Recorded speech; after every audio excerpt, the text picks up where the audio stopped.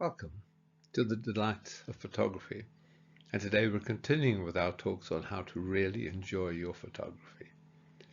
If you're new that just joined this channel, please click on subscribe because we would like you to have a look at the first number of digital images that we have already used in the courses that we've posted so far. If you've been with us along the way, welcome back, and we hope you're going to enjoy this particular broadcast.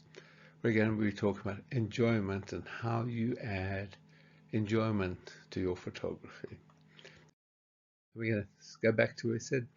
We now have the wonders of digital. The wonders of digital.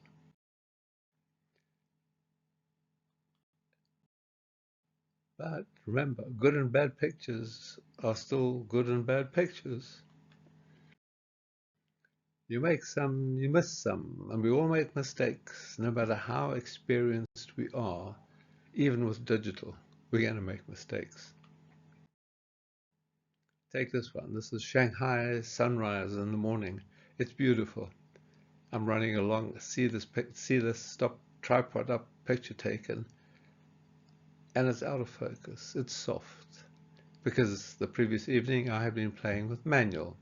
Mistake. This is London, beautiful pic of London, and if you look carefully at Tower Bridge in the middle, it's also slightly soft. Same problem. Mistake. This is in Bruges. It's in winter and it's freezing cold, and this is just beautiful. You arrive here and it's just like half-hour walk from the hotel. It's beautiful, and you think, oh wow, this is going to be fantastic. So you take your first picture and your camera runs out of power and your spare battery is back at the hotel. Easy to make mistakes. Easy to make mistakes when you're wanting to take beautiful pictures. Sometimes you're in a rush, and that's what happens. You make mistakes. Joe McNally said, the camera is a machine designed to do two things: make pictures and drive you mad. Just miss that picture, just miss that picture, just miss that picture, etc. If you've not read any of the books by Joe McNally, you should have a look at them. He's excellent. Highly recommended. This is a picture of Tower Bridge at night, and wow, the arms are lifting, and it's out of focus. Mistake, mistake again. You'd think I would have learned by now, but mistake. Now you can't fix this mistake if you don't pick it up immediately until you happen to go back the next time. But you can help yourself sometimes. If you have a certain settings to your camera, like maybe it's a 100 ISO or 1/60th, or whatever settings you enjoy, whenever you finish taking photographs, you should reset your camera to those. So you know whenever you pick it up, it's going to be ready to take pictures, or you know what kind of pictures it's going to take. And you'll find that will obviate lots of mistakes, like out of focus and that type of thing. Remember, that's well worth doing. And good pictures demand care. I mean, even shooting with digital, good pictures are hard to make, and the camera doesn't do it for you. It comes from the head. It comes from the head. And also you've got the capability, as we've mentioned before, to mindlessly produce images of an acceptable quality. You want to take good pictures, which means every time you pick up your camera, as mentioned, you think to yourself, why am I taking this picture? What am I trying to achieve? Because the key is you, and not your equipment. The equipment can help in certain things, like if you're trying to capture birds in flight, you need a big lens. But the key really is you. Dorothy Langer, who was a friend of Ansel Adams, a camera is an instrument that teaches people how to see without a camera. Think about that. It's quite deep. And then Elliot Erwitt, photography isn't the art of observation. This has very little to do with the things you see and everything to do with the way you see them. Again, pretty deep, and think about that. And think about that as it applies. Think about it as it applies to your photography. Famous French photographer Henri Cartier-Bresson once famously said, "It's an illusion that photos are made with the camera. They're made with the eye, the heart, and the head." But what is most important is your vision, how you see the world, and then how you choose to capture that with the equipment that you have. If all you own is the phone in your pocket and you've got a zest for creating, you will succeed. You will succeed. And finally, if you truly look at the world with the eyes of a child, you will succeed.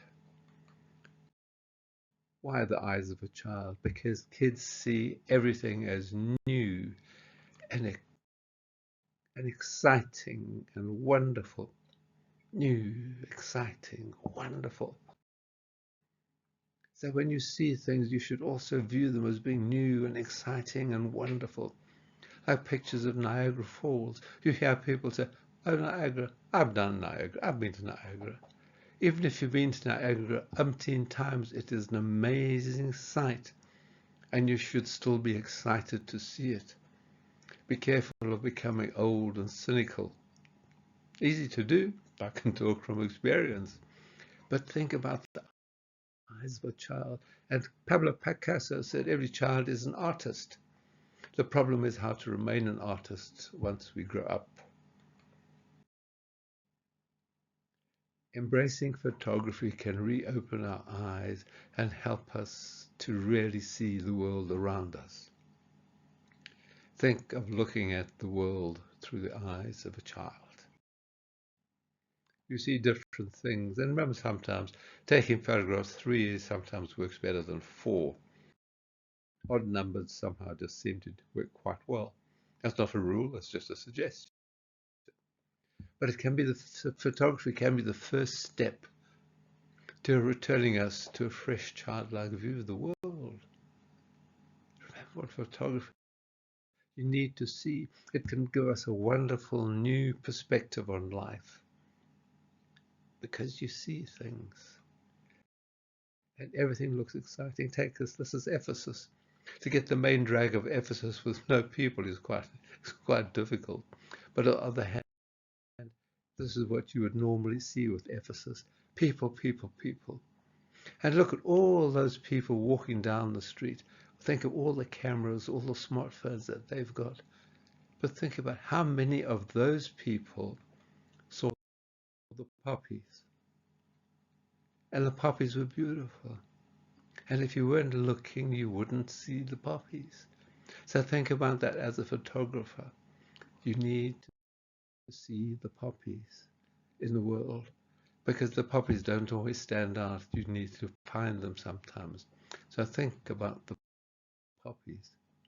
Again, photography, a wonderful perspective on life.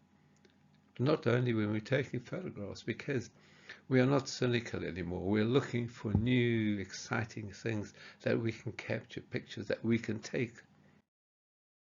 And it can help us see more of life and the world around us. Photography. Photography. We simply need to try and foster a different way of seeing where everything is exciting and interesting.